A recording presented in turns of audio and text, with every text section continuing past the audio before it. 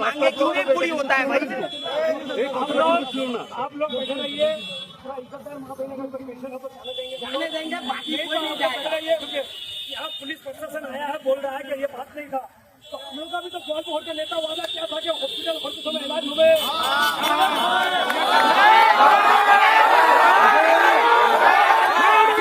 बैठे रहेंगे, नेता भी वादा किया था, यहाँ का बड़ा बड़ा सब लोग वादा किया था, वो है क्या?